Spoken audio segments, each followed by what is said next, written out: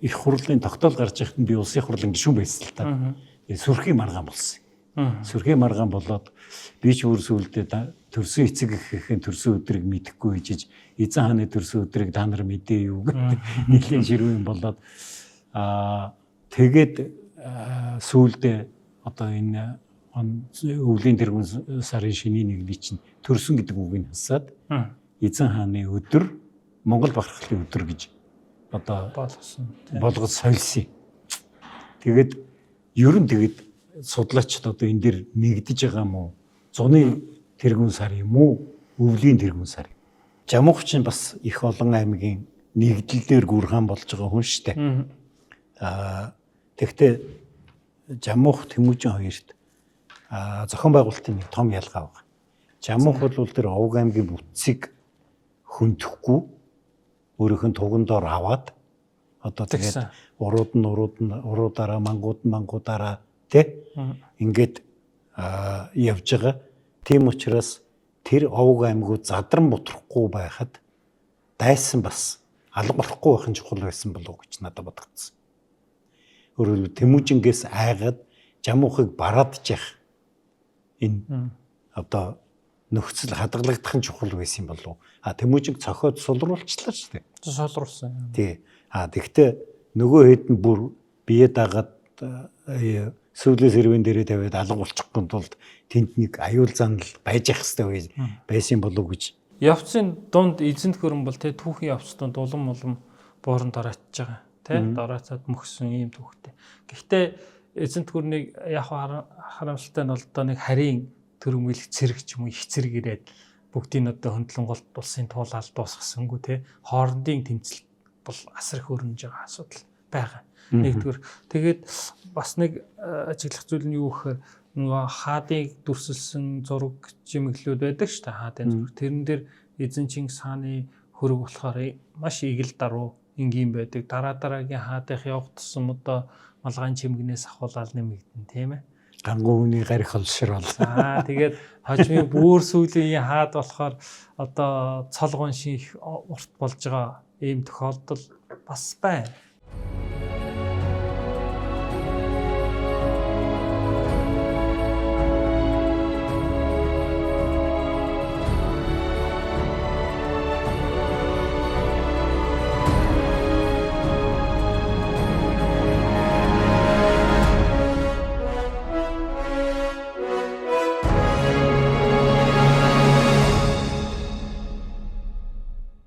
За бид дараагийнхаа зогсоол Хинтээ аймгийн төв Чингис хотод ирээд байна. Тэгээд энд Хинтээ аймгийн музейн дотор талд ирээд одоо яг зогсож байна. Энэ бидний зогсож байгаа газар бол Хинтээ аймгийн музей бол 2021 онд ашиглалтанд орсон шинэ барилгатаа одоо үзүүлэг дэглээд олон үзэгч олонд одоо танилцуулахад бол нээлттэй болсон ийм сайхан музей бол баригдаад байна. Тэгээ энэ музейд олон сонирхолтой түүхийн олдор гэрч болсон зүйлүүд бол дэглэгдсэн байна. Тэгээ энэ тухайга Утганбаяр ах дээр одоо ярилцах гад байж байна да. Тэгээ нэг сонин дурсгал бол хамгийн нэг сонин дурсгал бол энэ түргийн үеийн дурсгал байна тийм ээ. Тэгээ Баян сумын нутгаас олдсон түргийн үеийн тахилгын хавтан байгааг хэрвээ манай үзэгчид сайн анзаарах юм бол тэр одоо баруун доод үзүүрт нь бол түргийн ноёлох хавг, ашин хавгийн тамга байж ах жишээтэй. Тэгээд энэ гэрийг дүрсэлсэн одоо яг манай монголчуудын эзэнт гүрний үеийн энэ цовцог гэр дүрсэлсэн байгаа нь бас их сонирхолтой юм байна.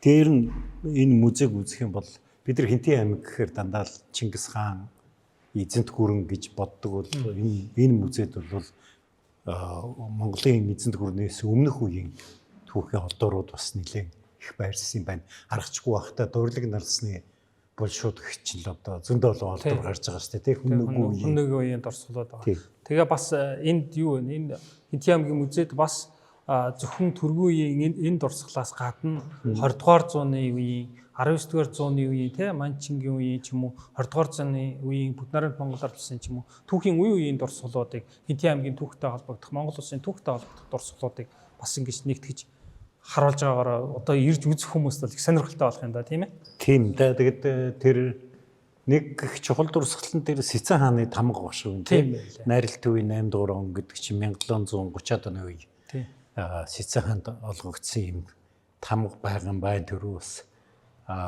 тэр тамганы бичээсний асуудлаар бас хөөрхөн маргаал яачиж байгаа юм байна. Хамгийн сонирхолтой нь юу юм гэхлээр бусад одоо хаадын манай хануудын тамга болохоор хаан буюу одоо хагаан гэж бичигдсэн байдаг бол энэ тамган дээр бол хан гэж бичигдсэн байдаг гэж байгаа юм байна. Тэгсэн мөртөө манч хэл дээр бол хоёулаа хагаан буюу хаан гэдэг цолоор бичигдсэн бас тийм сонирхолтой тийм түүх байгаа юм байна. Тийм болохоор зэрэг энэ Хинти аймгаар явж байгаа улсууд аймгийн төвөөр орохдоо энэ аймгийн музейг үзээрэй. Сонирхолтой үзмрүүд ихтэй музей байгаа шүү гэдгийг хэлье. За тийм бүх үеийн ер нь бол Хинти аймгийн түүхтэй холбоотой бүхийн үзмрүүд байна. Энэ дундаа бол хамгийн онцлог нь бол одоо эзэн төрний үе болоод өнөг үе тэгээд үүн дээр нэмэх нь одоо Цэцэн хааны түүхтэй холбоотой, Хөвчийн жонон цаг ударгатай холбоотой бас их сонин дурсгал үзмрүүд байна шүү гэж хэлэх байна.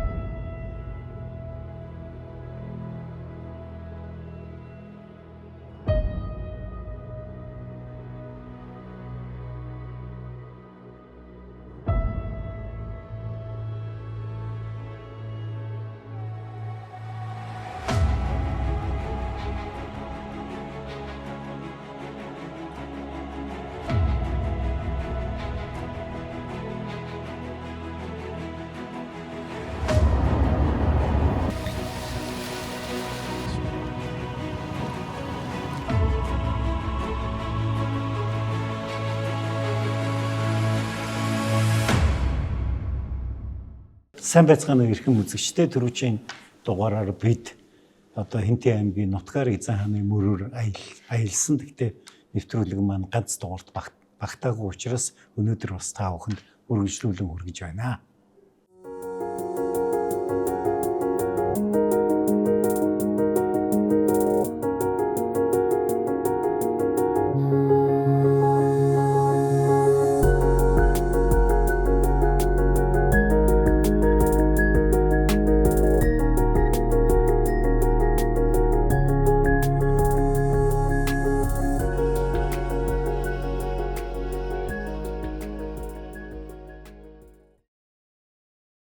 Бид нар одоо ингээд дадал суманд ирчээд одоо энэ манай буудлын цонхоор дэлгэн болдог харагдаж байна. Тэгэхээр танаас асуух зүйл байна л да. Жишээлбэл одоо энэ дэлгэн болдог дээр суурлуулсан чулуу байна тий. Тэр чулуун дээр бол одоо их эзэн Чингис хаан усан морин жилийн зуны тэргүүн сарын тэргэл өдөр энд мэдлвэ гэд бичсэн байна. Тийм ээ. Энэ бол одоо бидний одоогийн улс төржилтөөс өмнө хийсэн эд вэ штэ 90-ад онд 90 оны ихэр хийсэн эд байна. Одоо болохоор бид нар чинь өвлийн тэргүүн сарын шиний нэгэн чим шиг ингээд яваад байгаа. Яг гэвэл энийг нөгөө их хурлын тогтоол гарч ирэх нь би улсын хурлын гишүүн байсан л та. Сүрхий маргаан болсон. Сүрхий маргаан болоод би ч бүр сүулдэ төрсөн эцэг гэхээ төрсөн өдрийг мэдэхгүй хийж эзэн хааны төрсөн өдрийг та нар мэдээ юу гэдэг нэлийн ширүүн болоод тэгээд сүулдэ одоо энэ өвлийн тэргүүн сарын шиний нэгний чинь төрсөн гэдэг үгийг хасаад эзэн хааны өдөр Монгол бахархлын өдөр гэж одоо болгож солисон. Тэгээд ерөн тэгээд судлаачид одоо энэ дэр нэгдэж байгаа юм уу? Зуны тэргүүн сар юм уу? Өвлийн тэргүүн сар юм. За хариулъя. Энэ ер нь яг ямар ч таач бас энэ түүхийн чиглэлээр бас нэлээд судалгаа юм бичдэг, судалгаа хийдэг хүн сайн мэдж байгаа. Ер нь бол түүх гэдэг бол бас олон судлаачдын үзэл баримтал байдаг. Өөр санал. Тэрний шалтгаан магадгүй сурвалжийнхаа их үндэсээс болдог тий. Сурвалж ямар сурвалжийг барьж ийн гэдгээс болдог. Ийм асуудлууд байдаг. Манай Ахмад Эрдэмтэд болоод өнөө цагийн одоо олон эрдэмтэн судлаачид багш нарын ингээд харж байхад яг хөө үзэл саналуд бол янз бүр байна. Гэхдээ үүний нөгөө талд би нэг зүйлийг онцлохыг хүсэж байна. Улсын нөгөө албан түүхэндээ те бид юу гэж тэмдэглэж байна вэ? Баяраа юу гэж тэмдэглэж байна? Нэг тогтоолн гараад явцсан бол яа харахгүй тэр оогоо тэмдэглээд ингээд онсараар яваад байгаа. Усан морин жил гэдэг дээр ер нь эхлээд газар он сар гэсэн нэг хоёр чухал зүйл байгаа. За эхлээд он сарын тухайн асуудал дээр бол нэг Монголын түүхийн сурвалжууд бол эзэнт гүрний үеийн нуус товч ахуулаад дараагийн одоо Перс, Араб, тэгээ Хятад те олон хэлний сурвалжууд байна. Монголын түүхийн сурвалжууд бол хожим 17 дугаар зууны үеийн нэлээд олон сурвалжууд байгаа. Тийм ээ? Тэгвэл бүгдээрээ мэдээ Монголын түүхийн толгор сурвалжууд.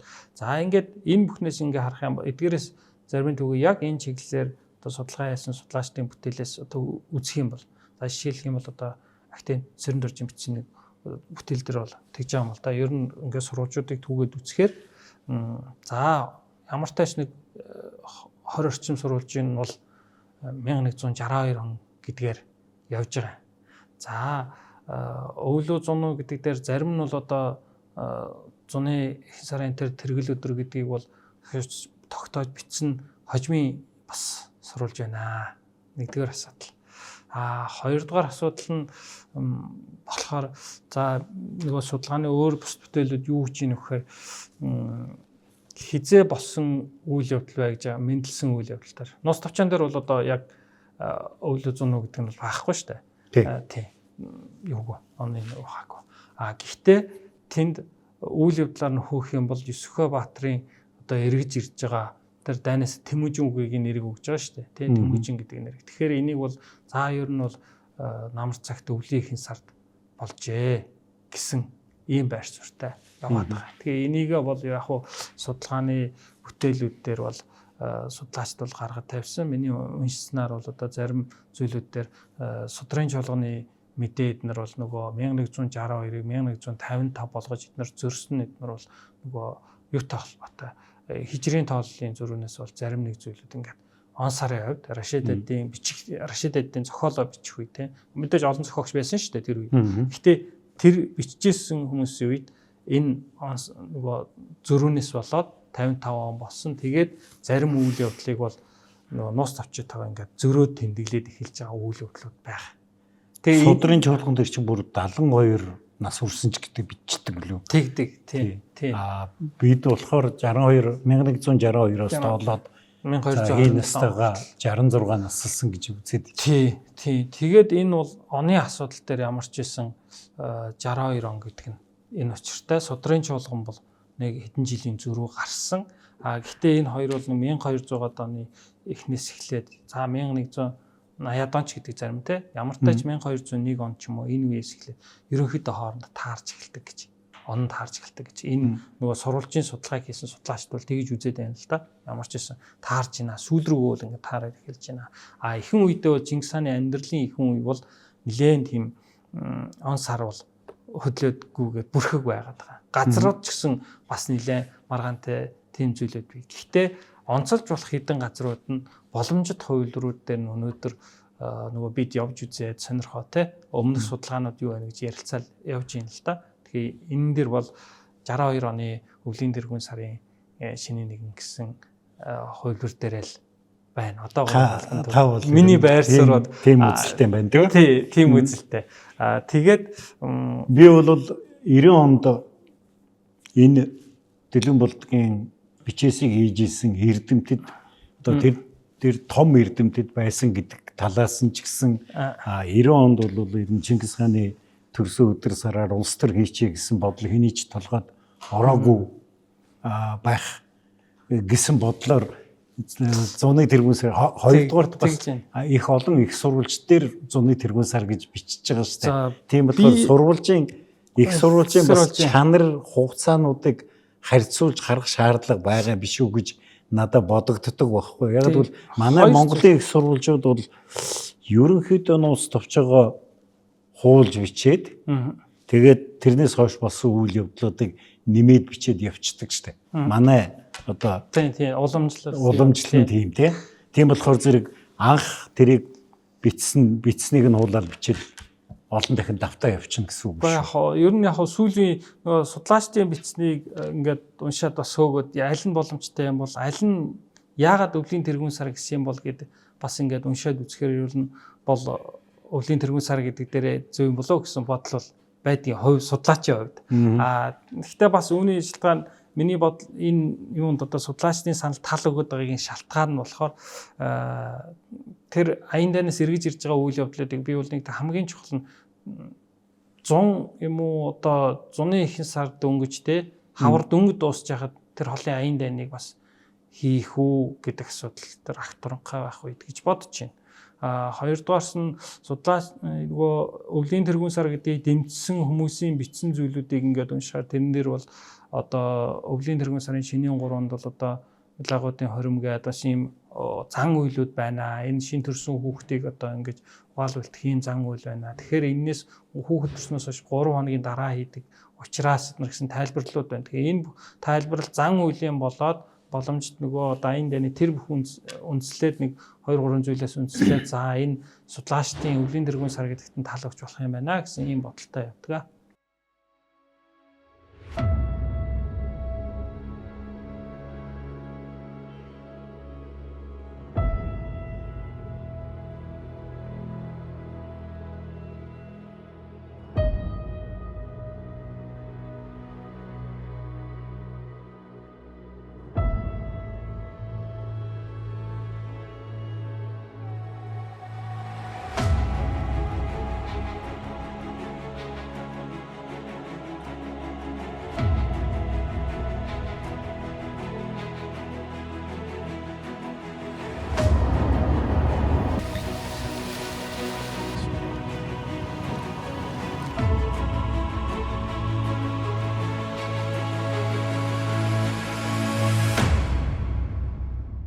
За бид нэр их эзэн Чингис хааны төрсөн нутгийн Дэлгүүн болдгийн овоон дээр ирээд байна. Тэг манай ганц өхийн Дэлгүүн болдгийн овооны ач холбогдол утга учирыг нэг тайлбарлаад гаж нутгийн улсууд юу гэж ярьдаг юм. Энэ дээрвээс янз бүрийн нэрээр нэрлсэн байна. Анх 100 мянганы зураг хийхдээ болдгийн ерийн толгой гэдэг нэртэй байсан юм байна. Тэгээд тэр 30-аад оны үед бол цаг цэвэн боллоо гэд газар усны нэрүүдийг өөрчилсөн байт юм байна л да. Энэ Огтмын хийдийн хойлгаан нам одоо хүн ирээд тэр хүн бол ингээд юм дараалсан олон баянгуудтай нэрүүдийг ууланд өгөөд тэгээд энэ болдгийн толгойг бол жансан хорлол гэж нэрлсэн юм байна. Жансан гэдэг үг нь бол учиртай гэсэн. Хорлол гэдэг нь бол бүх цаг үеийг эргэлдэж гэдэг юм. Тэгэхээр одоо сүүлийн үед бол эрчис доо гэд нэрлсэн байх шин. Энэ уртлын толгой. За тэгвэл энэ 90 оны Монголын нус төвчөд зохиол бичсэн 750 жилийн агуур дэлхийн Монгол судлалын 250 орчим эрдэмтэд энэ 3 нуурын аршин сувилтай хуралдаад тэгээд олон жилийн судалгааны үр дүн юм а одоо цаг нь улсан байна. Дэлгэн болдгоо одоо олонний хүртэл болгоё гэдэг. Дэйн бичгтэй чулууг дээр нь тавиад энэс хашаа бол одоо энэ бол онны дэлгэн болдгоо гэдэг. Тэр 20 дугаар зууны сүүлийн хагас амьдарч байсан Монголын одоо төр нийгмийн соёлын зүтгэлтнүүдийн юм оролцоотойгоор дэлхийн Монгол судлалын эрдэмтдийн оролцоотойгоор ингээд дэлгэн болдог маань бий болоод 36 жилийн өмнөөс жаглаа. Энэ дээр бол Монголын зүүн хойд талын хамгийн нэр хүндтэй овоо болж байгаа. Тэгээ овоог бид нэр ойлгохтой бол бүдэлчний бүтээсэн одоо сум юм байна. Ийм соёлын том одоо өвс явж байгаа юм байна гэх. Тэгээд Чингис хааны төрсөн нутагт бол хүмүүс өөсөстөхөр бол одоо зан үйл хийдэг.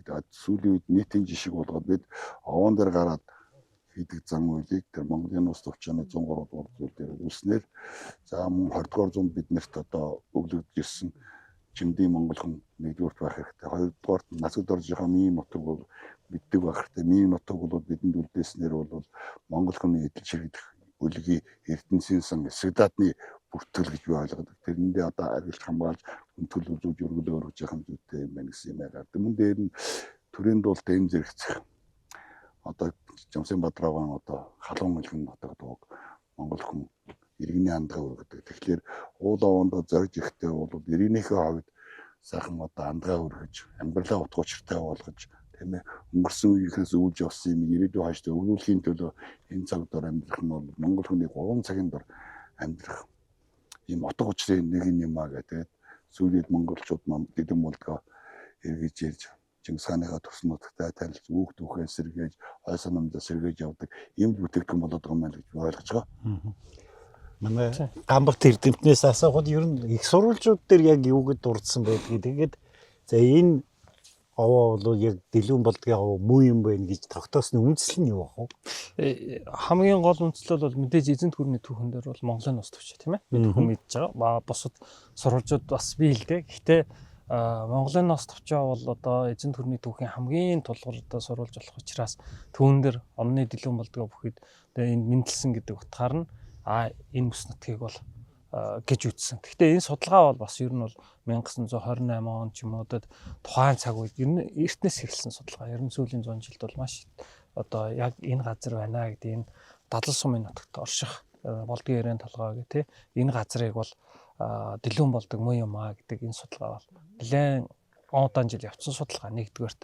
Хоёрдугаарт нь энэ нь одоо 3 нуурын амралтын орчмын домгоор бас сурвалжийн мэдээнээс гадна домогтой бас холбоотой зүйлүүд байна. Тэгэхээр энэ бүхнээс үндэслээд энэ бүс нутаг бол түүхэн ач холбогдлоо хааны мэдлсэн газар байна гэсэн сурвалжийн мэдээ нь бол гэсэн баттай гэсэн. Харин ач холбогдлын тал дээр одоо энэ өнөөдрийг хүртэл ингээ авч хадгалж цаашид одоо ингээд таниулахын төлөө явж штэ. Тэгээ энэ бол бас их нэг чухал зүйл. Гэхдээ үүн дээр нэмэх нь эдгэрийг нөгөө маргаантай зарим нэг газрууд бол бас дурддагдаг. Гэхдээ судлаачдын ихэнх хандлага одоо бүх бичигдэж байгаа зүйлүүд бол энэ бүс нутагт байгаа учраас энэний ач холбогдлыг бол өргөжтэй л баг л та одоо таны бодлоос Онон мөрний баруун уурэг гэд бас нэг яриа яваад байдаг тий судалгаа. Тэр ямар үндэслэлтэй байж байгаа. Тэр одоо үндэслэлгүйгийнх нь учрын үеийг тайлбарлаж өгөөч. Тий тэр бол ер нь бол яг судалгааны бүтээлүүд дээр ингээд харж яхад одоо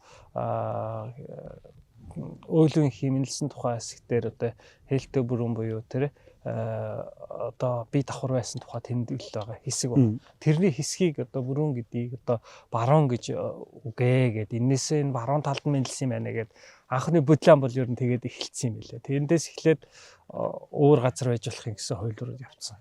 Энийг бол судлаачд бол ер нь энэ алдаа бол эндээс эхэлтэй юм байна. Тэгэхээр бол Хинтээ аймгийн Дадлан сумын нутаг дахь дэлгүүн болдог бол домгийн хувьд ч тэр сурвалжийн мэдээний хувьд ч тэр хамгийн боломжтой юм байна гэсэн ийм байр суурьтай бол байдаг. За их баярлалаа.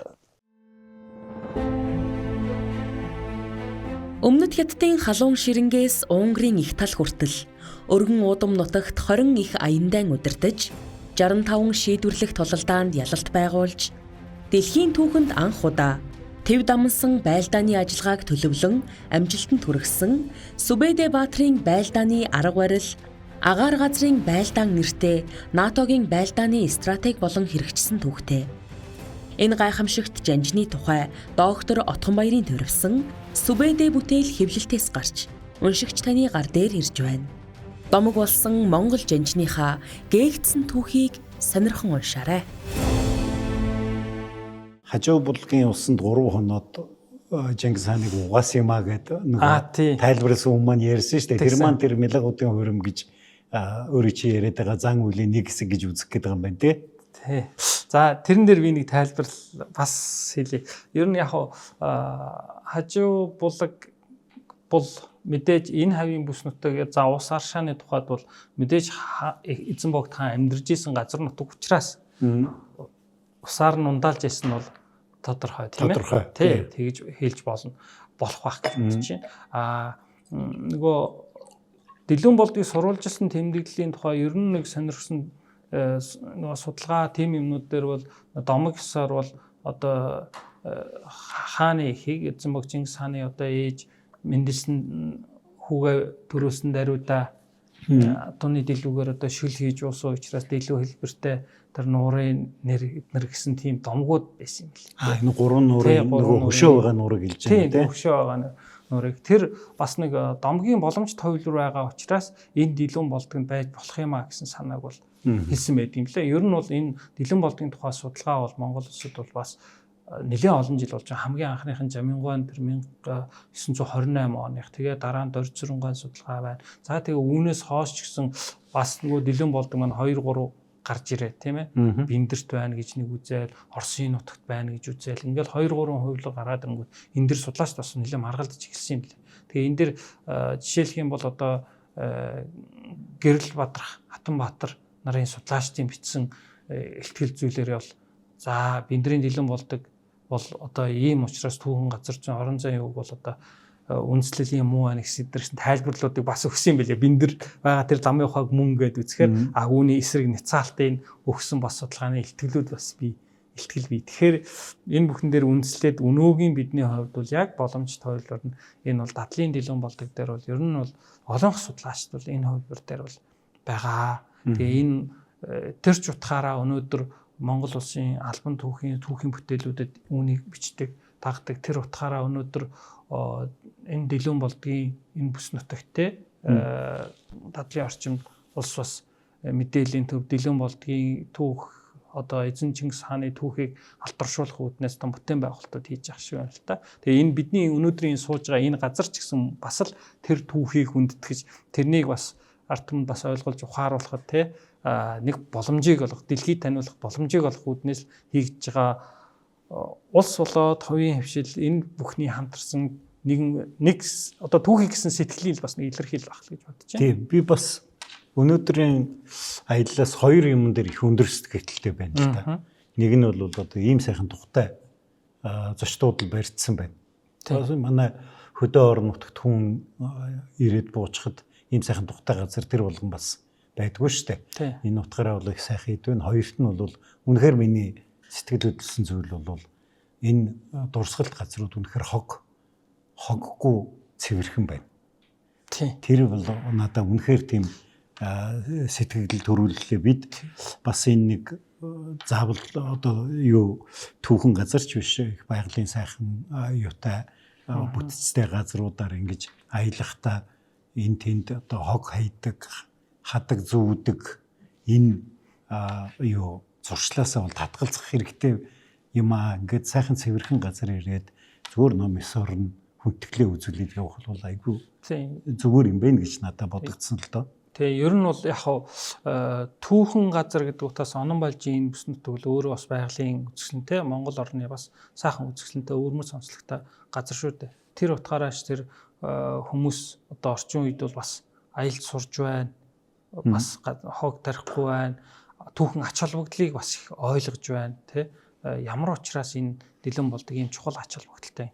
Энэ бүтээн байгуулалт гэсэн бас үүний нэг илэрхийлэл болж байгаа гэж би бодод байна. Яагаад гэвэл дэлгэн болдог гэдэг тэр агуу эзэн бог Чингис хааны түүхийн эхлэл болсон энэ газар ирсэн гадна дотны хинч бай сэтгэгдэл өндөр буцнаа гэдэг бол өөрөө эргээд бидний дэлхийд бас Монгол гэдгийг монголчууд чинь түүхээ бас хүндэлдэг, ойлгодог, таниулахын төлөө явдаг ийм хүмүүсээ гэд бидэнд бол ойлголт төрүүлэх байх л гэж бодож байна л да. Чухал ач холбогдолтой зүйл болох хойш гэсэн.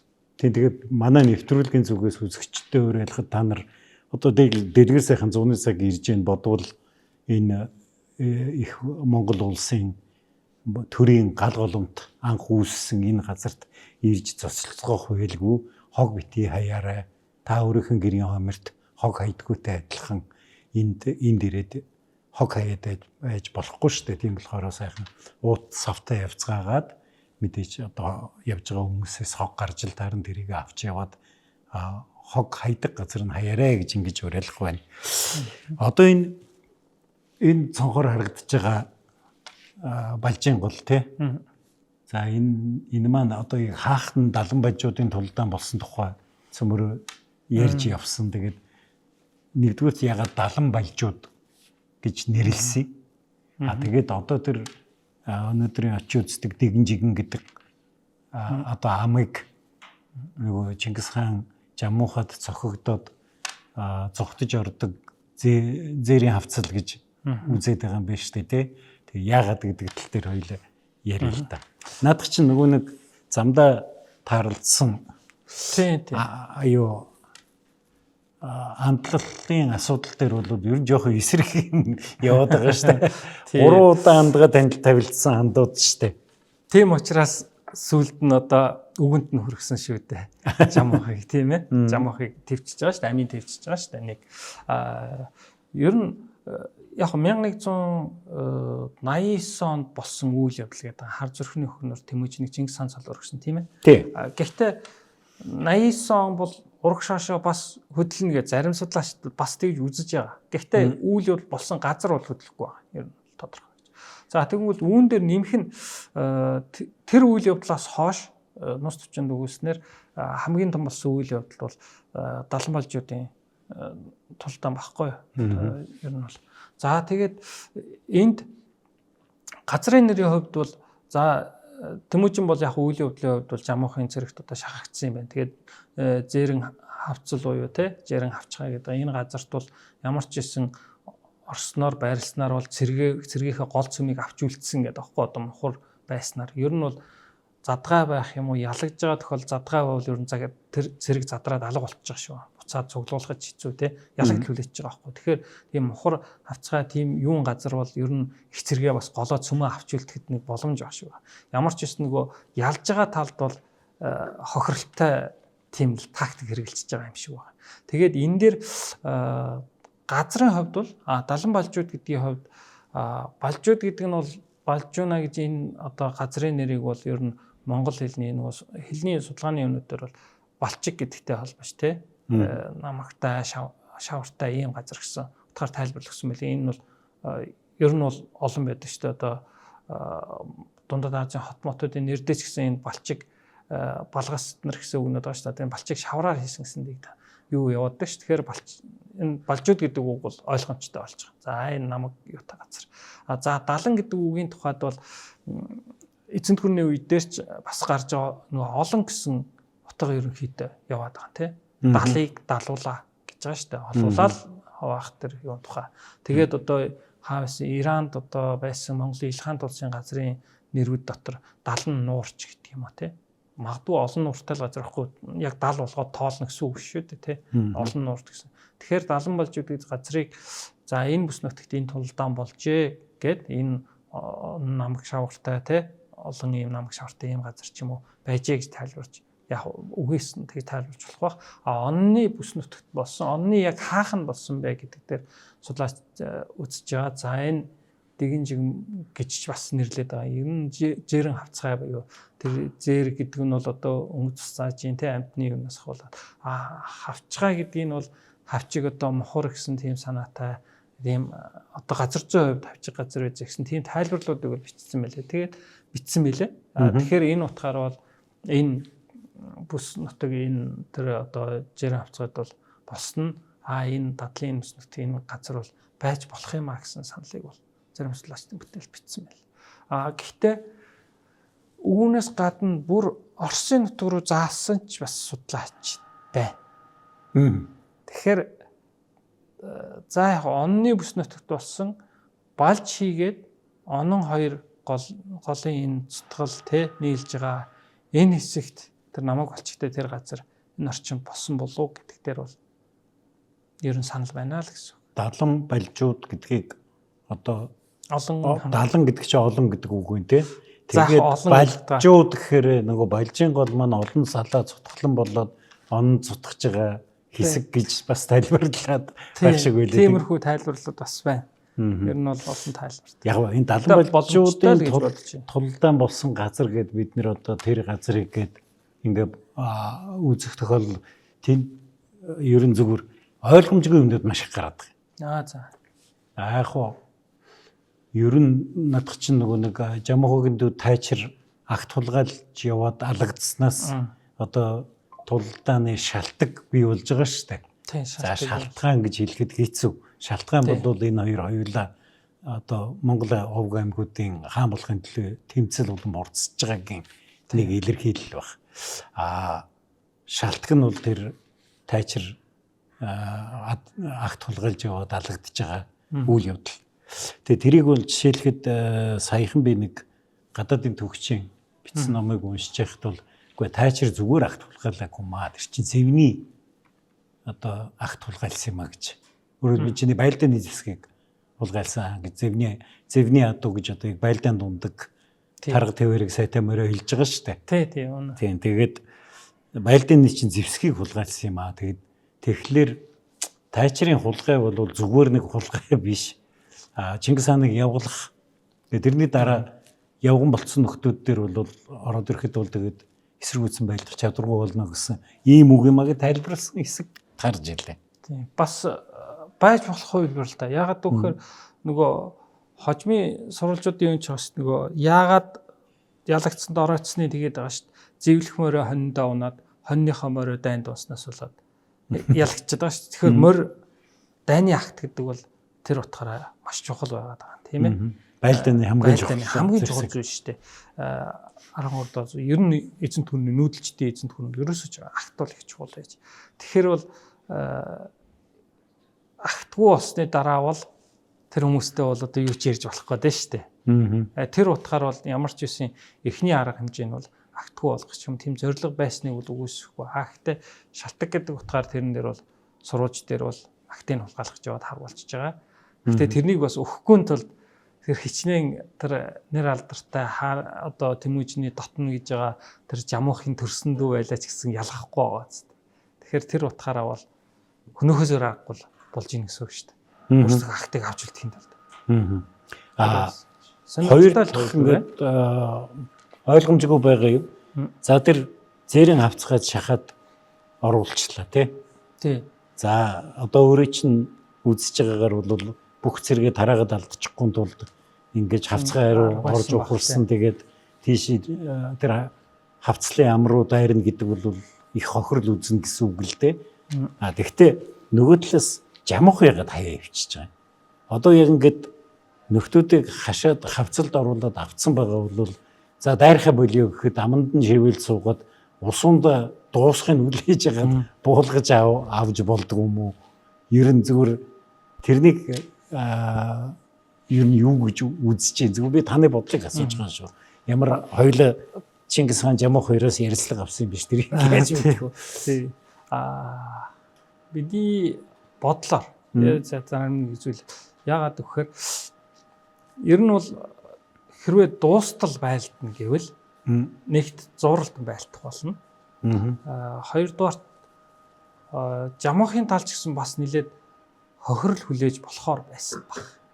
Одоо тэр тулдааныг нэг мөсөнд дуусгая гэвэл. Тэгэхээр тийм учраас дараагийн бас зүйлүүдийг нүүдлийг тооцоолыг хийсний үүднээс зэрэгээ татсан болов уу гэж бодож байна. Тэгээд хоёр дахь үйлдэл нөгөө байлдааны дараа одоо нэг том үйлдэл болж байгаа шүү дээ. Чансын хөвгүүдийг. Тийм. Тэгэхээр эн чинь бол бас жамуухын бас нэг алдаа гэх юм уу тийм зүйлүүд гарч байгаа. Тэгэхээр бас энэ хов хүний тэр зэрэг өдөржсэн олон зэрэг өдөржсэн хов хүний тэр бас нэг сэтгэл хөдлөлийн юм уу алдаануудын бас зүйлүүд байсан байх л гэж бодож байна. Ер нь бол тэрийг одоо цэргээ дуустал нэг орохгүй бах ямар нэг цэрэг татах шалтгаан л байна. Тэнд нөгөө тал бол бас зууралтан байлж байгаа. Ер нь асрыг хохирол учруулах хэмжээний байсан уу гэдэг асуудал бол нэлттэй үлдэж байна гэсэн үг. Миний таамаглал бол тэр. Гайхалтай нь ер нь бол одоо хоёулаа хамаг Монголын хаан суухын төлөө үзэж яваа хоёр штэ. Тэгээ гол өрсөлдөгчөө өрхөнд оруулж авчиад хаяад явчихж байгаа нь их гайхалтай. Тэгээ нөгөө Тэмүүжин Чингис хааны түүхийг нөгөө цэргийн талаас ч олон талаас нь хүмүүс судалдаг шүү дээ. Судлаач олон л бий дэлхийд. Тэгээ тэдний бас зарим үнд бол нөгөө ялагдснаас ялалтаас өөрсдөө ялагдал гэдэг байгаа шүү дээ. Бас тэг нэг самьяал ер нь бол Чингис хааны амьдралын түүх их олон тулдаанд орсон, их ч олон тулдаанд дандаа амжилттай ялалтаар өндөрлөж исэн тий. Ийм гайхамшигтай одоо суу зайлт төгсөн юм хүмүүс байж гэтэл түүний тэр олон тулдаанууд дотор энэ талан балжуудын тулдааныг бол хичнээн ялагдаж байгаа мухарцсан юм шиг мөртлөө дараа нь түүнийг дагсан олон овог аймаг байгаа нь бол энэ бодлоготон байсныг тэр ялтыг олж авах сонирхолтой түүхэн үйл явцсан. Яг тэрнийг хэсгэн зурвал. Тэгээ олон овог юм дагаж шээ ялагдсан. Би бол саяхан гарсан Сүбэдийн номонд энэ хэсгийг тайлбарлах одоо гаргалгаа гэх юм уу та тий. За таны гаргалгаа гаргаж бичихтэй Жамуух чинь бас их олон аймгийн нэгдлэлээр гүрхэн болж байгаа хүн шүү дээ. Тэгэхдээ Жамуух Тэмүүжин хоёрт зохион байгуулалтын нэг том ялгаа байна. Жамуух бол тэр Овг аймгийн бүтцийг хөндөхгүй өөрийнх нь тугандор аваад одоо тэгээд уруудаараа мангуудаараа тий ингээд явж байгаа.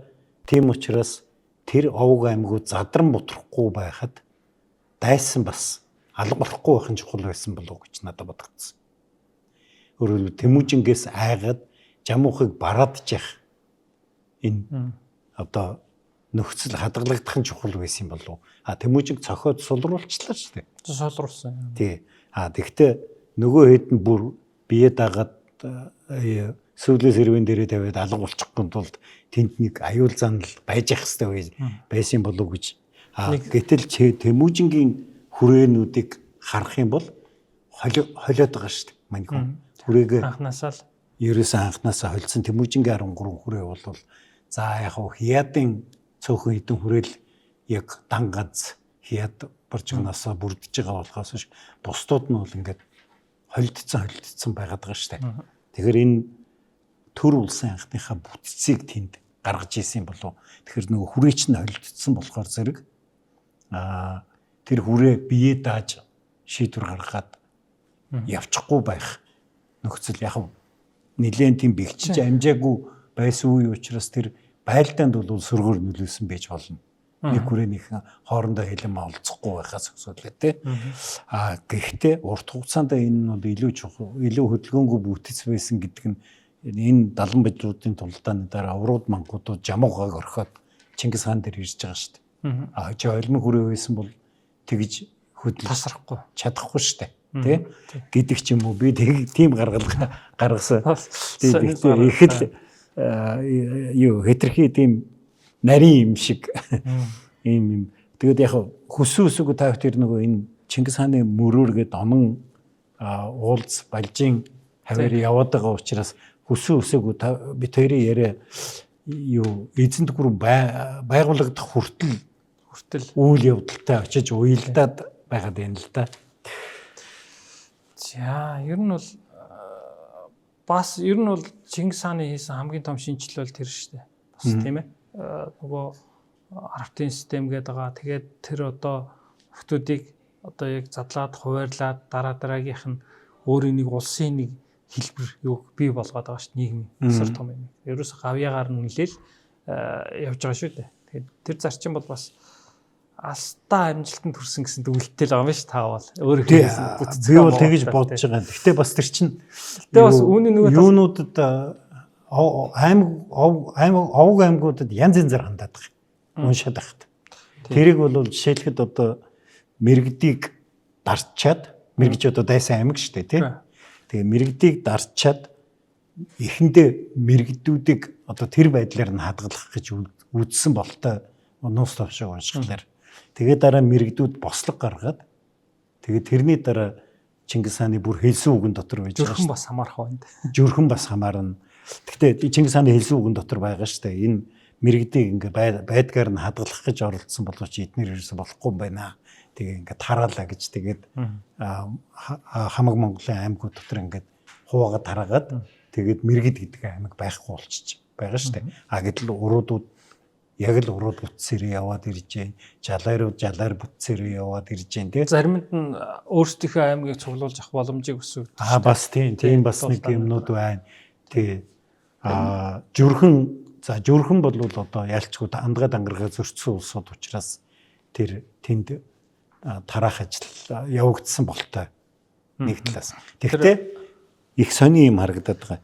Ингээ харахад Сачабихи андгаагаа зөрчсөн учраас гээд те Сачабихиг тэгээд түүний удмынхныг хөнөөгөөд тэгээд зүрхнийг тарааж байгаа ийм үйл явдал болж байгаа мөртөө дараа нь Ван хаан нэг өмөрөн 3 хоног одоо хүрээгээ хамгаалж баялдсан Жүрхний Хадаг Баатарыг болохоор одоо тэр чигт нь юу хиний уруудын Жирчтэй ноёны авш хуйлдэр Монголын хуйлдэрийн гэр бүлд өмч болгоод өгчөж байгаа шүү дээ тий. Бас ийм сонин зүйл ажиглагдаад байгаа. Тэгээд энэ дээр ер нь баримталж байгаа зарчим нь юу гэж бодож байна та? Тухайн цаг үеийн зарчим хөө ер нь бол одоо Чингис хааны болоод дараа дараагийн хаадын гарч байгаа. Үнэн шударгыг хэрхмэлж байгаа шүү дээ тий. Тэр утгаараа хааны төрд хаанд хэрэг хүн үнэн зүтгэж байна гэдэг дайсан байсан ч хэрвээ бууж өгөөд үннээ хэлээд тэгээд хаанд үнцээр зүтгэх юм бол төр том төвшмөл гавьяа одоо Баатар Жинжин болж байгаа. Нэг ийм зүйл байгаа. Тэгээд бас нийгмийн бүтцэд дээр таны санаан дээр бас нэг нэмэх зүйл юу вэ гэхээр нэг юм орхиж болохгүй юм шүү. Хов хүний бас манлайл бас яригдах хэрэгтэй. Чингис хааны өөрийнх нь тэр Жамх Тэмүүжин хоёр мэрэгтийг одоо ялсны дараа цог нүүдлээд явж утлагуу салж байгаа шүү дээ. Тэгээ энд хэсэг хугацаанд Тэмүүжин ямар бодлого явуулсан бэ гэдэг чинь бас сонирн байхгүй. Тэмүүжиний их олонхон тагж байгаа шүү дээ. Жамх яагаад бушуухан салаад нүдж байгаа тий. Тэр салаад нүдж байгаа гэдэг чинь энэ хэвээрээ яваад байвал болохгүй болох гэдэг нэг юм байгаад шүү дээ. Мэдэрсэн байж шүү дээ. Тэгэхээр Тэмүүжин бол бас нөгөө хөвгний манлал уу тэр бодлого бол алсын бодлоготой бол хэрэгжүүлсэн гэсэн үг. Хоёрдугаарт нь Эзэн хаан маань ер нь андынхаа аруur уруултууд зохион байгуулад байсан юм биш үү? Гэхдээ энд бас ийм бодлого бол байсан бах ер нь. Гэхдээ юун дээр нэмэх нь Тэмүүжиний дэргэд одоо үнэнцээр зүтгэж байгаа тий олон хүмүүс байгаа. Нөгөө бүр тэр байтгаа хожимын хэлснээр нөгөө дайсны намаар хэлж байгаа шүү дээ. Нарс мэт дүүнэр нь байна тий одоо хүмүүс хэлээд байгаа шүү дээ. Ер нь дэргэдийн мухай нөгөө цаасагдахын өмнө хэлж байгаа шүү дээ. Өмнө хэлж байгаа үг шүү дээ. Тэгээд гэтэл Жамхын дэргэд бас хэн байв? Ямар хүрээлэлтэй байв гэдэг асуудал гарч ирнэ. Тэгээ энэ бүхнийг бол хэнийг хүрээлэлтэй байх уу ах уу гэдэг чинь тэр манлайлагчийн бас өөрийнх нь тий ямар шалгуураар дэргэдээ хүмүүс цуглуулж ирсэн бэ гэдгээс бол хамаарах бах. Би бол энийг бол хов хүний манлайлалтай бас үүн дээр нэмэх нь нийгмийн асуудал дээр нэмэх нь хов хүний тэр хааны одоо их олон бүтээлүүд үстэй хааны сууз аль те одоо энэ бол агуулж болоод өгчөөсөн манлайлагч байсан цэргийн зүтгэлтэн байсан улс төрийн бодлоготон байсан гэл зөндөө зүйлүүдийг ярьдаг штэ эзэн бүх Чингис хаан. Энэ дээр бол өөр нэг нэмэлт зүйл бол хов хүний тэр манлайлалын асуудал бол бас байсан баха. Тэр хувь зан чанар те тэр хүн бол нөлөөсөн бах гэж таамаглаж бодох байна да. Гэхдээ нэг юм одоо төрөөд идэг сэтгэгдэл юм да. Одоо ингээд өөрөө чи хэлээд байгаа сайн үнийг олж аваа тэрнийг өөрийнхөө хажууд шадарлуулад итгэл үлээлгээд тий үнэнчээр зүтгүүлээд байгаа тэр чанар ингээд үе солигдох тусам буурал одоо өгөөдөө хаан болвол харьцангуудыг хадгалагдаад байгаа харагдаад байгаа юм. Гэхдээ алдаа оноо гаргаад байна гэдгээ жишээлбэл маань хүн чинь тэр өөрийн буруу дотор доголхуу чиргийг цаазалсан энэ миний буруу болсон гэж хэлээд байгаа шүү дээ. Тэр бол тэр Чингис хааны үнэнч нөхөр байсан хүнийг маань хүн одоо Алтан улсын дайнд амжилт гаргасангүй гэдгээр цаазалчлаа ч гэдэг юм уу. За гүйг дээр өрөөд ирэнгүүт бүр доошоо умаж эхэлж байгаа юм харагдаад байгаа.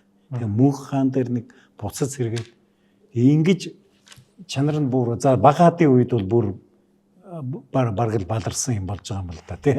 Тэгэхээр ер нь ингэж буураад чанар нь буураад байгааг ер нь таадаг гэж боддоггүй.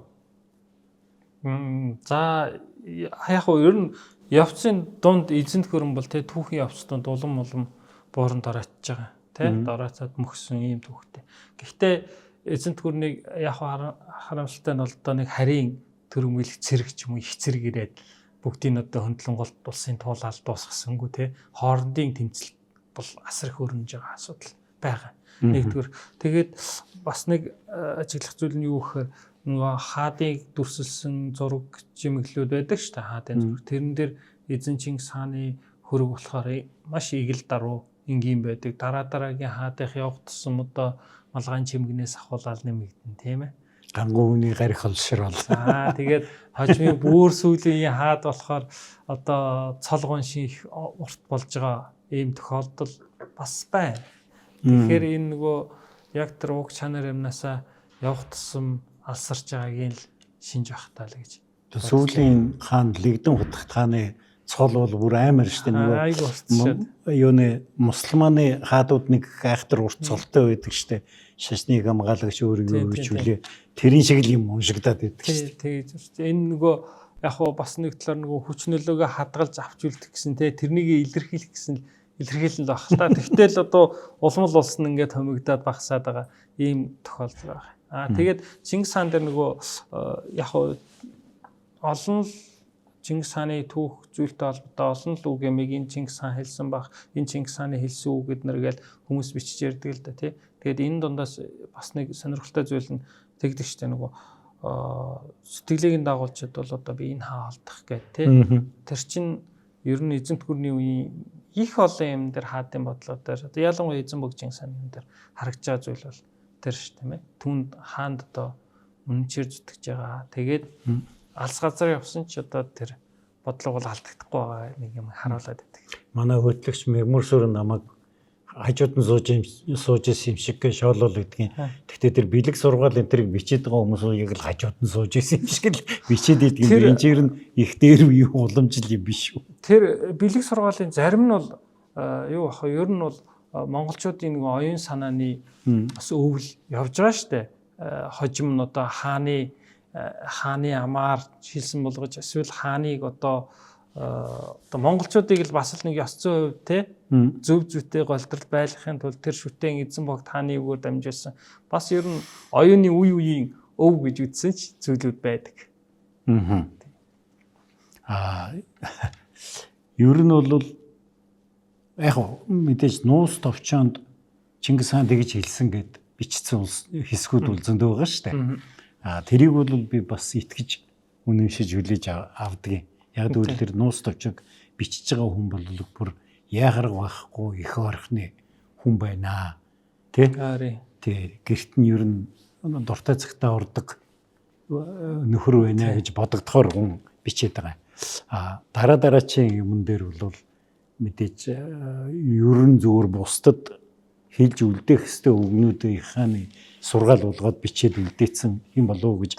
Өнөөдөр энэ 3 нуурын хөшөөнд дээр очичоод харж яхад нэрээ алтан биеийг минь алжааваас алж ятугаа ахуу төрмөн бүү алдартугаа гэж ütсэн биш. Бид чинь дандаа алд бие гэж ингээд яриад сурцсан. Нэрч бас эзэн хааны биеийг алтан бие л гэх байх л да. Манай Чингис хаан алд биетэй байсан гэвэл нэг тийм тарвган хүмүүийг юм болчих гээд байна шүү дээ тий. Тэгээд тэр нэг сурвалжийн үг зарим нэг буруу ташаа явсан байсан л та. Гэхдээ бол зассан шүү дээ. Ерөн сүүлийн үед бол их зүгээр гэж бишээд байгаа юу? Тий, алтан гэж бичсэн зүйлүүд байна. Намайг залуугаас эхлээд дандаа алд бие минь ингээд яриад сурцсан. Тэгээ би одоо ингээд нөгөө өөрийгөө одоо жоохон жижигрүүлж өрөөлийг хүндтгэж байгаа дорн дахны ёс юм болов уу гэж боддог гэсэн. Тэр нь арайч эерүүлж л бодсон байлээ. Нэвтрүүлгийн хамтрагч Toyota Top Motors.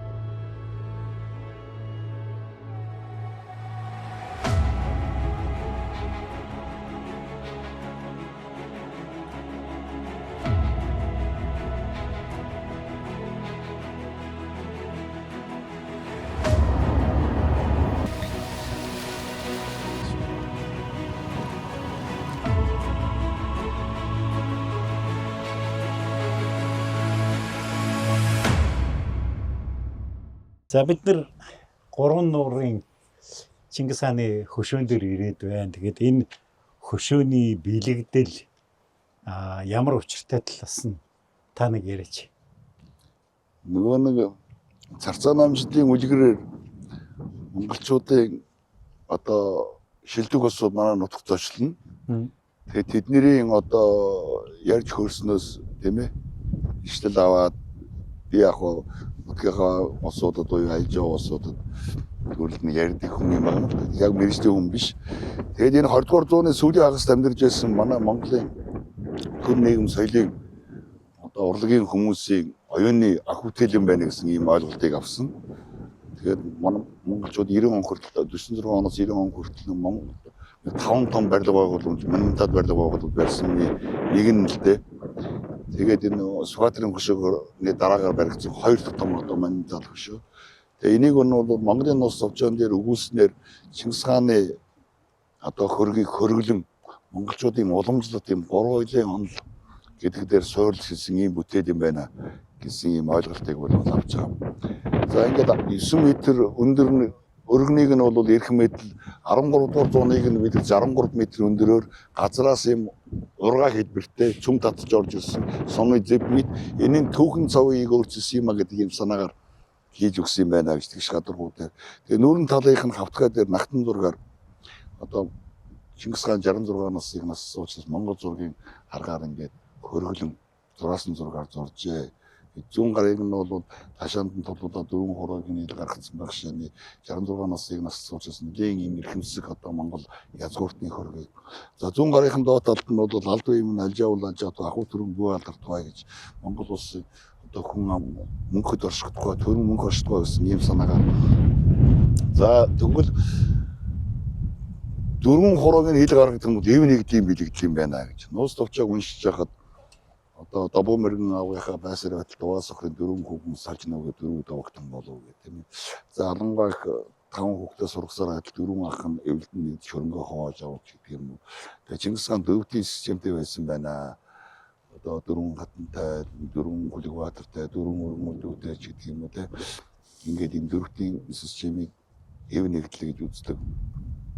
За тэгвэл баруун гарных нь одоо дээдний ханцыг уран бүтээлж одоо яаж утсан тусуу зурна гэж үгүй байхгүй. Тэгээ ямар санаа илэрхийлсэн байна вэ гэхээр дээдийн ханцыг, уужны ханцыг, самчны ханцыг тусуу зурдаг нь энэ хэмжээний өндөрлөд төрөхөд бол урх гэртээ өөрийн байр сууриыг тодорхойлох нь бихтрийг за 11 наснд андуулсан жамуухыг за болгон дахаа барьж байсан эцэг мэд тойрлон замаасаа зайлуулсан санааны болов гэж.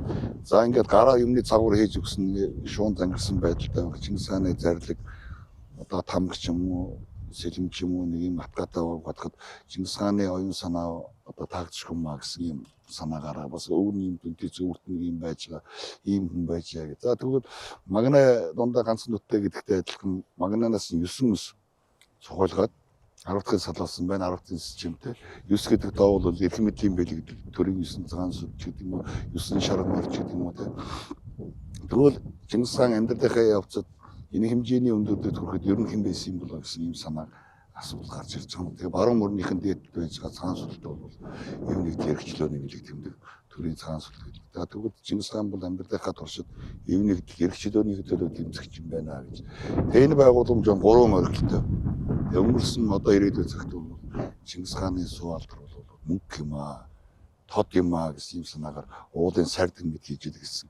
Ийм сонирхогчийн одоо төгөлтэй л ярьдэн шүү дээ. Сонирхолтой байна. За гэхдээ ерөн зүгээр яг 3 нуурыг энэ хөшөөний одоо байршил болгон сонгож авсан ямар учраас ингэсэн энэ хөшөөг босгоолсон гэдэг тал дээр нь өөрөө ярихгүй. Ер нь бол яг 20 дугаар зуунд монголчууд те тусгаар тогтнолоо баттгаад тэгээ бүгд найрамд Монгол ард улс гэж нэг улс одоо дэлхийн дахинд ингээд тохиолдол гарч ирсэн байна шүү дээ. Монголчуудын одоо үндэсний эрхчлөө тусгаар тогтнолын үр шимийн одоо үр дүн тийм ээ. Тэгээ энэ улсын түүхэнд нэг чухал зүйл нь бол яг Чингис хааны түүхтэй холбогдох нэг зүйл нь бол энэ 1962 онд баригдсан энэ хөшөө. Энэ бол түүхийн хувьд бол ер нь бол Чингис хааны мэндэлсэн газар түүний дурсгал зориулж одоо 1962 онд одоо гол үйл явдалтай холбоотойгоор тэр Чингис хааны мэндэлсэн өдрийг тэмдэглэх 800 жилийн ойг тэмдэглэх тэр ажлын хүрээнд хийгдсэн нэг ажил нь энэ хөшөө юм аа. Мэндэлсэн түүхэн газарт нь одоо түүний үйл хэрэг амьдрал тэр үйл хэргийг харуулсан нэг том бүтээн байгуулалт байна шүү дээ энэ.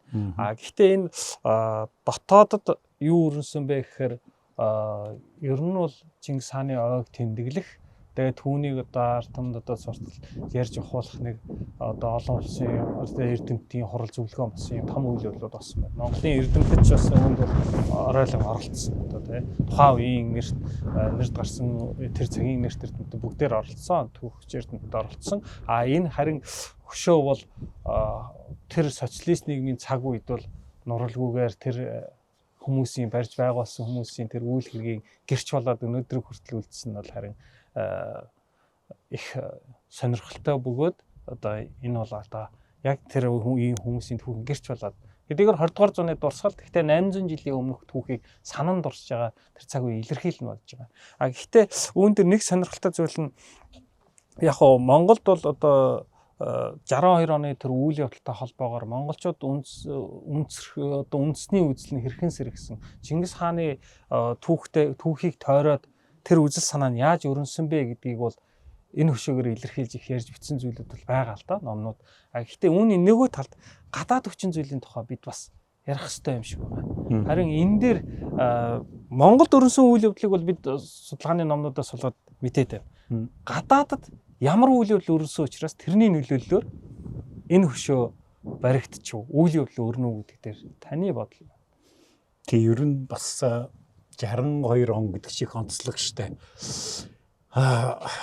Зөвлөлт холбоот улсад бол Сталины хатуу одоо захиргааны дэглэм суларж Хрущевын нэг жоохон тийм Хрущевын дулаар гэж ярьдаг тэр үе явж исэн үе. Тэгээд тэрнийгээ дагаад бас хүмүүс жаахан ил задгаа ярих хандлагатай болж ингэж ирж исэн үе.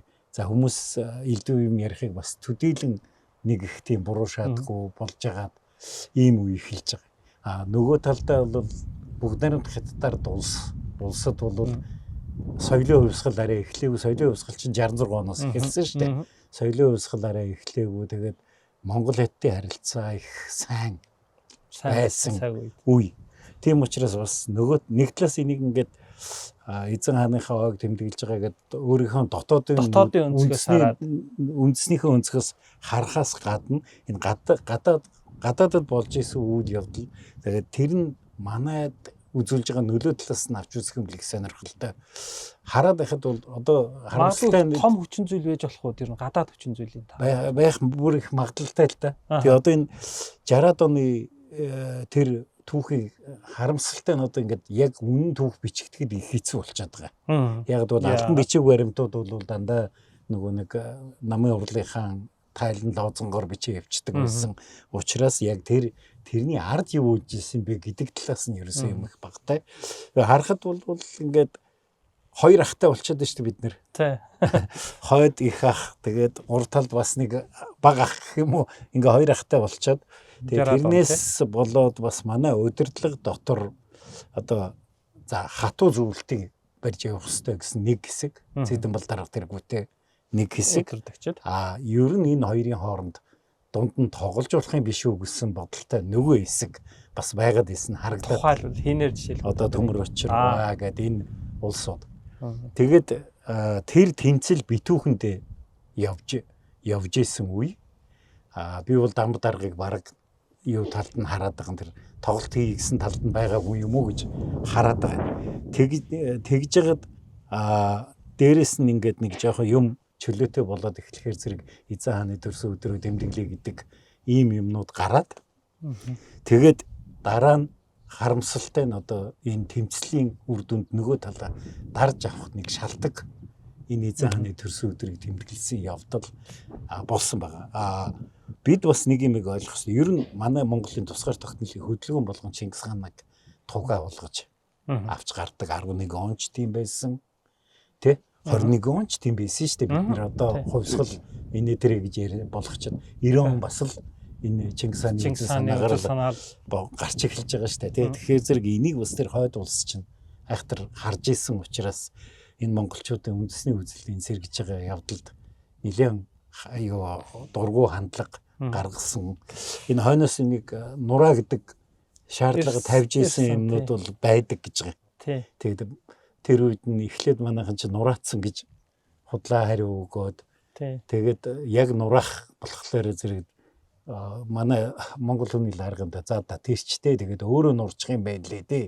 Баягийн юм болцоогоод ингээд хаяад явсан гэж. Тэгээд энийг бид нар бол энэ түүхээ тэгээ Чингис хааны энэ үзэл санаага бид нар айгүй их үнэлэх систем шиг одоо 13 оны 5 замын байлдааны үеэр Богд хааны зарилгаар одоо энэ ордост байгаа Чингисийн онгодыг авчрахаар чин тийшээ чин зүтгэл түшимлийн зэрэг давчсан байдаг. Бүр хатан голын их рүү. Ер нь бол мэдээллийг сайн цуглуулж ирсэн. Тий. Тэгээ тэрний цааталтанд яг тэр хатан гол үертэй байжгаад голооч гарч чадаагүй тэгээд авчирч чадаагүй л дээ. Тэгвэл тэрийг авчрах гээд байгаа нь энэ Монгол улс маань одоо яг нийт Монгол үндэстний огт төв байх хэрэгтэй гэдэг санаа байнга яваад байгаа байхгүй. Тэгээ би тэгж бодоод идэгэн зүгээр бас нэг сонирхолтой зүйл байна. Зүгээр сонирхож асуухад. Тухайн үед бас одоо Хятадд ч гэсэн бас Чингис хааны энэ омог одоо сонирхчихсэн ч юм уу энэ талын зүйлүүд бас байдаг уу ер нь? Үгүй ер нь бол одоо нөгөө юу байдаг штэ Хувлаа хааныг ч одоо бас Юхан улсын түүхтэй холбоод ингээд тайлбарлахаар чинь Хятадын түүхийн талд ч гэсэн бас нэг тайлбарлууд явааддаг штэ. Энэтэй холбоотой 1962 онд тэмдэглэсэн үйл явдал за Монгол гэдэг төвлөөд Чингис хаан гэдэг төвийг одоо энд барих бас нэг ямар нэгэн бодол байсан болов энэ дээр танд таамаглал байна уу? Гэхдээ ер нь бол Хятад бол түүхэндээ одоо нэлээд өөрчлөгдөж байгаа шиг байна. Зүгээр өмнө нь бол Хятад бол Чингис хаан гэдэг бол манай Хятадын 54 үндэстний нэг үндэснийх нь ноён юм оо. Тэгээд одоо ингээ манай юу гэдгийг Баруун аймгийн нэг Хойд аймгийн нэг нөхөр ингээд Хятадыг иргэшээсэн гэж ингэж үзэх хандлагатай ийм байдаг л да. Тэгээд одоо бол жоохон өөрчлөгдөж байх шиг байна. Тийм үзэл бодол байсан ийм үе. Зүгээр манай хувьд бидний хувьд бол энэ 1962 оны үйл явдал за яг тэрний цааталт нь болж исэн улс төрийн тэмцэл бүр геополитикийн маргааны орхио зүгээр бидэндээ үлдсэн зүйл гэдэг талаас нь аваад үзэх юм бол ер нь бол одоо тэгээд дэлхийн монголчуудын одоо гал голомт чинь одоо Монгол улс шүү дээ тий. Энэ даяар Монголын ариун голомт гэдэг үг чинь төрийн дуулалд маань зүгээр суусан бас үг биш тий. Тийм болохоор зэрэг тэгээд бүр тэр гал голомтын яг огцыг нь энэ одоо оюун санааны маш том төв болчиход байна. Том төв болчиход байгаа нь энэ юм байна гэж боддог. Тийм учраас энэ хөшөөг сайхан муухай хийц юм тийм гэж шүүмжлэхийн оронд энэ хөшөөний ард талд ямар их зориг зүрх байсан тэр үеийн тэр хэцүү тэр чинь хэлмэгдэл явагдаа тэрийг ойрхон байсан үе шүү дээ хүмүүс мартаагүй одоо магадгүй мартсан байж болно тэр үед бол мартаагүй байсан шүү дээ тэгтээ тэр хүмүүс чинь зориг гаргаад ингээд тэмдэглэсэн гэдэг бол их л зоригтой үед болсон байна гэж хараад байгаа юм да харин тийм зоригтой бөгөөд 20 дугаар зууны түүхийн тэгээ өмнөх үеийн түүхээ сананд орсох тэрийгээ одоо улам өнгөж одоо хадгалж авчулт гэсэн тэр хүсэл эрмэлзлийн айгүй том илэрхийлэл нь энэ өшөө болчиход байгаа юм тийм ээ. Тийм. Нэгэсэнд түүхийн одоо оюун санааны цөм цогцолтол болж байгаа юм л дээ тийм. Юунд ер нь 90 оноос өмнө бас нөгөө хадгалж хамгаалсан одоо авчултгийн тулд бас одоо дээрээс ч одоо энэ шиг ч бас нураа хайрлах юм болж байгаа шүү дээ тий. Нэг сүүл төгсгөл үед нэг өөрчлөгдсөн шүү дээ. Тэрэн дээр сумын яаж юу? Айгүй олон юм нөлөөлж байна. За. Хүмүүс бол энэ хөшөөнөөс болоод нэг усын хэмжээнд нэг 200 орчим хүн одоо хэлмэгдсэн байгаа байхгүй юу? Сэгэдний төөрөгдөлд орсон тийм ээ гэсэн ийм нэр хаяг өгсөн байгаа юм. Тэгээд тэр дээрээс ахуулаад төөрөнөөс ахуулаад сумын хэвлэлийн өрх сургуулийн захирал хүртэл нөлөөсөн байгаа юм. Суманд юу болсон тэр? Суманд бол одоо намын бүрийн нарийн бичгийн дарга солигдсон, эвлийн хорооны дарга солигдсон, сургуулийн захирал солигдсон ч гэдэг бүх солигдсон шүү дээ. Тэгээд нөгөө нутаг заадаг. Тэгвэл энд нөгөө талаас тэр сэхэдний төрөгдөл бол ганц манад яваагүй шүү дээ. Оросдод ч явсан, Хятадд ч явсан. Хятадч Мао Цзэдун 100 цэцэг дэлгэрийг 100 эрдэмтэн үгээ хэлдэг гэдэг. Тэр анх тэр сэхэтний төрөгдлийн бас энэ дээр нэг санал танаас авах гэдэг юм л да. Сэхэтний төрөгдөл анх эхлэхэд Зэдэн болыг Мао Цзэдунтай уулзсан тэндээс санаа авч идэр гэж итсэн байдаг ш. Тэр үрний хэрэг үнний орт юм. За яг ч юу биш байх. Ер нь зөвхөн процесс нь бол орсч бас явсан эд штэ. Бас төстэй замаар явсан. Яг тэгвэл гог орсод ч нөгөө хуршуугийн дулаар л эхлээд хүмүүс жоохон бас элдэн далангүй юм яриад эхэлж байгаа. Тэгээд дараа хуршуугаа сольж хаяад Брежнев гарч ирэнгүүт сууслоо гэдэг мундаг үзэл суртлын одоо хэлтсэн эрхлэгч, газар эрхлэгч нөхөр гарч ирээд хамаг юм хааж боогоод тэгээд тэндээс чинь нөгөө нэг юу сэхэтнүүдийг барьж хордог ажил чинь эхэлсэн. Манайд одоо сэхэтний төрөгдөл гэдэг нэрийн дор одоо баахан сэхэтнүүдийг хэлмэгдүүлсэн юм болсон. Хятад бол бас адилхан. Тэр 100 цэцэг дэлгэрэг 100 эрдэмтэн үгээ хэлдэг. Тэрий чинь баахан хэлүүлж авч байгаа. Дараа нь чи юм буруу юм ярьсан. Чи юм буруу юм ярьсан гэдэг баахныг хэлмэгдүүлсэн юм болсон л доо.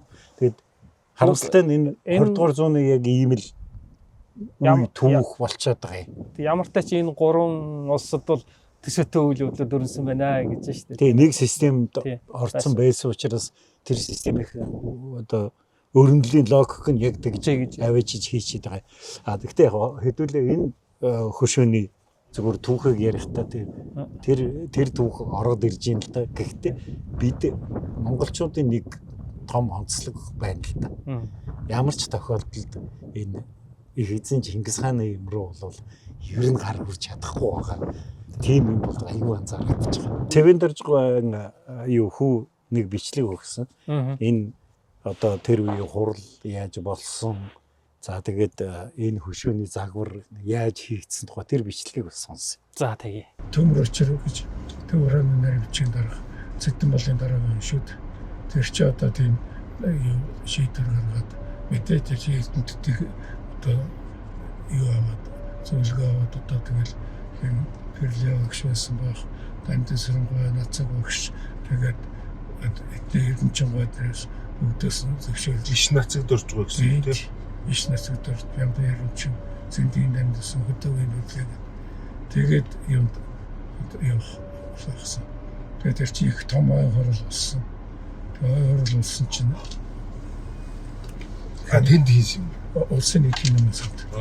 Тэгээд тэр ой хорол болоод юу яасан чинь улс шаваа дүүрчихсэн. Орж чадахгүй, эренжин гоор орж чадаагүй гэж. Яг ярьж байгаа. Тэр чинь улсад спик болчиход тэр чинь намаас чинь хоёр дахь удаа заална байдаг. Тэгээ шат мотон өөр орж чадахгүй. Тэгсэн чинь дамжсангаа энэ чи чинь ингэж байгаа сүлд нь одоо арга хэмжээ авах гэж байгаа. Ингэж хийж байгаа би орохгүй гэж хэлсэн гэж. Тэгсэн чинь юу орохгүй юм байх чинь ороод нөгөө сэтгэл нөгөө хамгийн баахан магтаж байх хэлтгэлээд авчихад. Тэгээд явж ирсэн гэж. Тэр махбал гэдэг чинь тэр оногийн хөөнөөс очиад ийм ууд дурмжил очирчаал.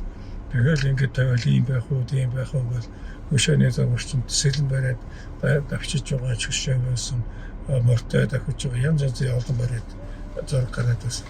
Тэгтэл ганцхан тэр чулууны нэг онгоос олдсон тэр чулууны жинхэнэ бодтой хэр тэр шах чулуу тавиад тэгээд тэр чулууны үдэ. Тэр чулуу нь тэндээсээ золцсон. Оноогоос бас ийм жижиг чулуу байхгүй. Яг тэр чулууг дууруулгаад одоо тийм шах юу байдаг. Тэгээд ийм юу оролтой. Тэгээд тэн дээр наадалт нь Чингисийн зураг ингээд зүгээр зохиод хонхоолоо зогцсон биш үү? Тоолгоо. Тэр чинь нэг Монголын хатан зураг юу гэхлээр тийм аргаж байгаа. Тэгээд тэр нэг алтан гэдэг төвлөлтэй өгч яг одоо загтсан газар гэж хэлж өчсөн гэдэг тийм. 1990 оноос хойш 20 дугаар зууны Монголын түүхтэй холбогдсон олон асуудлын тухай архивын нууц материалууд иж болж бидний түүхийн олон ойлголтыг шинжлэн эргэн харахад хүргэсэн юм. Монголын болон Оросын олон архивуудаас гарч ирсэн шинэ баримт материал дээр тулгуурлан 1911 оны үндэсний эрх чөлөөний хувьсгал, 1921 оны ардын хувьсгал, 30-аас 40-од оны түүхийн тухай бодит үннийг өгүүлж эрх чөлөө тусгаар тогтнолынхоо төлөө 1900-аас 1945 он хүртэл мэдрэшгүй тэмцсэн монголчуудын 50 жилийн түүхийн тухай доктор Ёндонгийн Отхон баярын тойрвсон Монголын тусгаар тогтнолын товчон 4 цуврал бүтээл дахин хэвлэгдэн гарлаа. Их түүхээ судалж эрдэм мэдлэгээ зузаалцгаая.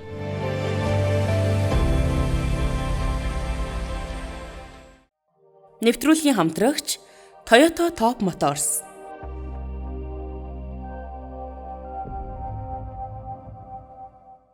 За ингээд та бүхэн нэлээд боломжийн хэмжээгээр үргэлжлүүлэн ярилцлаа. Бас ингэж ярьж байгаагийн шалтгаан юу юм гэхээр манай үзэгчид маань энэ нутгаар аялаад энэ турсгалт газруудаар ороод явахдаа зүгээр нэг ингээд дэлгүүн болдог байна гэд орж байгаа ш. Энэ цаанаа ийм утга агуулгатай, ийм ач холбогдолтой газар юм аа гэж бас ойлгож байхад зориулаад бид нэр энэ дугаарыг хийсэн. Тэгээд энэ дугаарын төгсгөлдөө одоо эрхэм үзэгчид та бүхэн за зөвхөн ч эзэн Чингис хааны нутгаар аялахтай биш, ерөн төв дурсгалтай газруудаар байгалийн онцгой тогтцтой сайхан бүс нутгаар аялахдаа тухайн газар орондоо хүндгэлтэй хандаж хогт харихгүй одоо ном журмынхан дагуу аялж байгаарэ гэж ингэж хүсье. Тэг анхаарал тавьсанд баярлалаа.